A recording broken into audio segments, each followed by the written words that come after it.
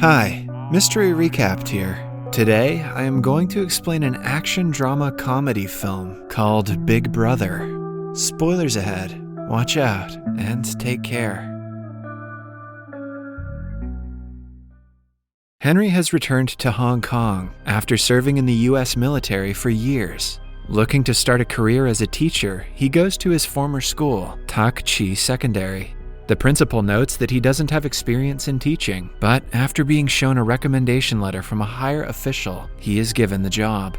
Before Henry leaves, the principal informs him that the class he is assigned to teach is one of the worst in the school. The morning of his first day at school, Henry walks into the class to see that it is in absolute chaos. Some students are sleeping, others are singing, some are playing video games, while a good number of them are cooking ramen on a portable stove. Even after the teacher walks in, they completely ignore him and continue what they are doing. Henry tries to get their attention, but they pretend to not hear him. He gives up on trying to divert their attention and goes around the classroom commenting on the things they are already doing. The students who are cooking are asked to eat less ramen because it contains too much sodium. Henry then approaches a guy named Zufa playing ukulele and helps him with it. Similarly, he warns a gamer kid against the radiation he might receive from staring at the screen all day. Geez, if that's a real thing, then it's too late for all of us anyway. When the students finally start listening to him, he introduces himself and writes his name and phone number on the board. The students laugh because his handwriting is ugly. Then, someone from the students calls him and asks him to leave the class, but Henry laughs it off. The kids ignore him yet again and continue with the activities they were doing before his arrival. Having enough of it, Henry uses a rubber band and piece of chalk to trigger the fire sprinkler in the room.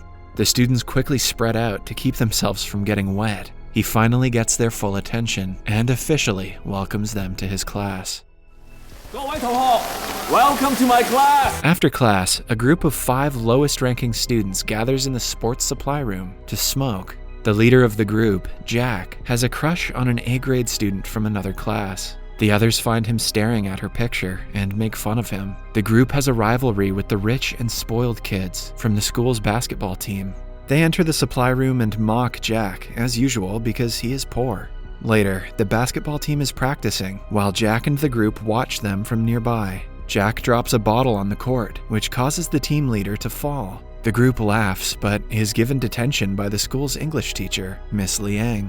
To avoid detention, they play a prank on her and run away when she is busy cleaning her desk. Elsewhere, the school's principal is distressed because the education board is planning to deduct 20% of their annual funding. The people from the board come to take a tour of the school to inspect where the funds are being used. At the same time, Henry enters the classroom where the students have set up a bucket of water to prank him. But his reflexes work faster than the falling bucket, and he is able to push it away. The students who had been waiting to make fun of him are left shocked. Henry asks for Jack's packet of cigarettes, knowing that he smokes. Jack simply hands him the pack, curious as to what he is about to do. Then, Henry asks Zufa to name the 3 ingredients that are in a cigarette. When he answers the question correctly, he is allowed to skip class for the day. Everyone starts to bang on their desks, demanding that they should get to skip class as well. When they stop, he hands them all a cigarette and asks them to analyze it.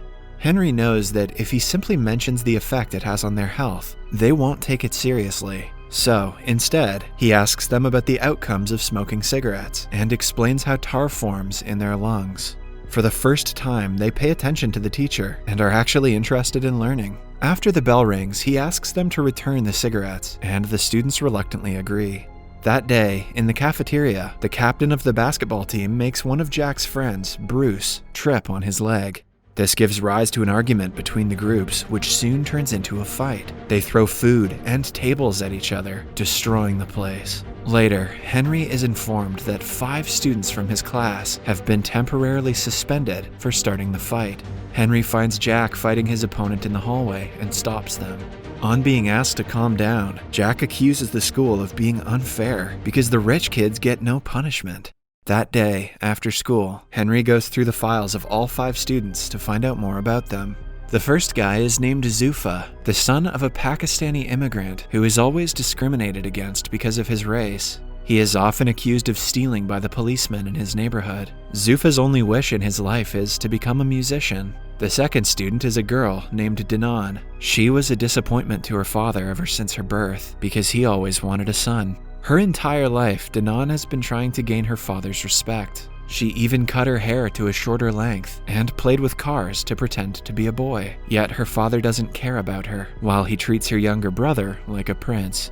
Then there are brothers named Bruce and Chris. Their mother ran away with a man when they were only kids, which turned their father into an alcoholic. The brothers only had each other to rely on while growing up. Bruce became obsessed with video games to escape reality, while Chris worked hard in a grocery store to make money for the family. Lastly, Henry can find no information about Jack's family background. In the following scene, we see Jack working at a restaurant as a waiter. An MMA bettor, Jian Ying, arrives at the restaurant with his business partners. When Jian Ying isn't looking, Jack steals his fancy lighter, but is caught. Jian Ying's men beat him up as he checks Jack's ID. After finding out that he is a student, he gives some money and offers him a job as their food delivery man. Somewhere else, Henry visits Zufa's home and finds him running away from his father and his associates after stealing a ticket. He helps him at first, but after finding out why he is being chased, he takes the father's side. Then, he and Zufa come to hang out at a bridge. To motivate Zufa into doing whatever he wants, Henry sings with a band performing in the streets. Seconds later, Zufa joins him and sings in front of people for the first time since being bullied at school years ago. Meanwhile, Bruce and Chris's father comes home late, like always, and orders them to bring him a beer from the store. When the brothers refuse, he yells at them to get out of his house. The next day, Henry meets with their father and convinces him to go to rehab for his son's well-being. In the meantime, Danan's father brings her a bag of makeup products and asks her to act like a girl for once. Danan is furious at him for always making her feel like she is not good enough. She applies the makeup on her younger brother and sneaks out of the house with the car key. She is about to drive away in her father's car, but is stopped by Henry at the right moment. He tells her that driving without a license is illegal and suggests an alternative. Following that, they go to a go-kart racetrack. Henry also invites her father and makes them race. The father and daughter show no mercy to each other during the race and eventually end up outside the track. Suddenly, Danan's go-kart is hit by a vehicle, but she manages to dodge it. Unaware of this, her father cries, mourning his daughter's death. Danan realizes that he does in fact love her and hugs him. The next day at school, Bruce and Chris, along with a group, are sent to a rehabilitation center to interview a recovering alcoholic. They are surprised to see that the person they have to interview is their father.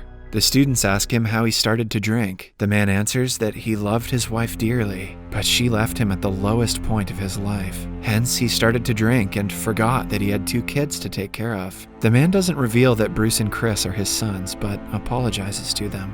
By the end of it, the brothers are left crying. Somewhere else, Jack has started to work for the MMA bettor, Jian Ying. He offers Jack a lot of money to drug a fighter's drink in the next game. Jack is reluctant, but is forced into accepting the offer. On the day of the fight, Jian Ying sponsors a fighter, but bets money on his loss. Jack puts drugs in the fighter's drink, but is caught while doing so. Before he can blame Jian Ying, he is beaten up and locked inside a locker. A while later, Henry arrives there and asks the fighters if they have seen his student.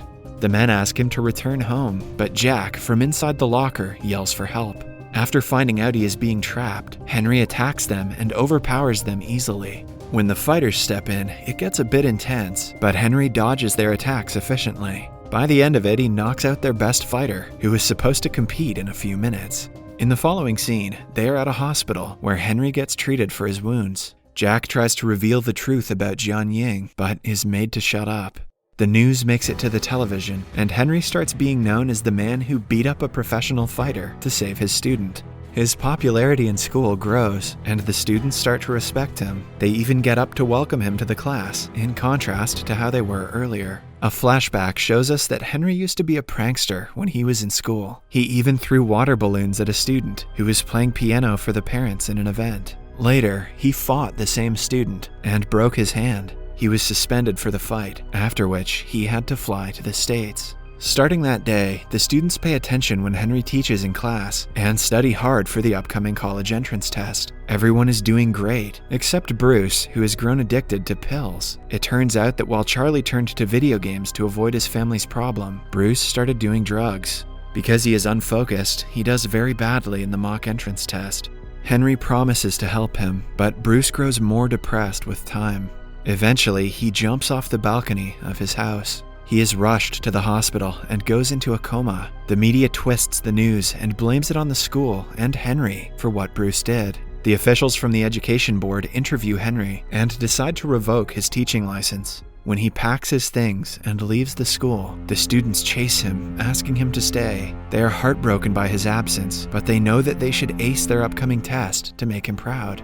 From that day on, they study twice as hard to prove to the board that Henry is a good teacher. On the day of the test, Jack, along with all of his classmates, get a text from Henry asking them to meet in the school an hour before the exam. When the students gather, they find out that it was Jianying's trick to keep them confined in the school so they won't make it to the examination hall on time. He is doing this to teach Henry a lesson. A while later, Henry arrives at school and finds out about Jianying's plan. He lets the students free and fights all of Jianying's people to stop them from harming the children. They escape and quickly make their way to the examination hall, while Henry fights Jianying.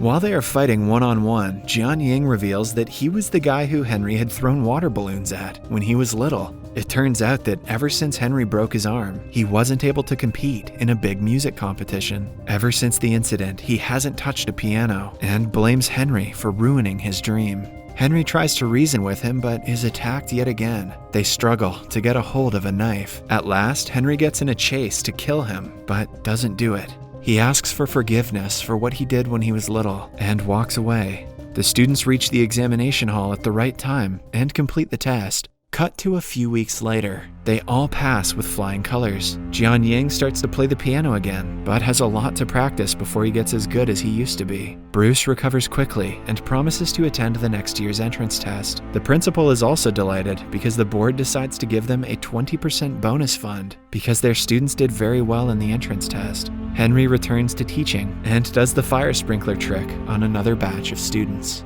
Subscribe for more videos like this, turn on notifications, and leave a like to help the channel out. Thank you for watching.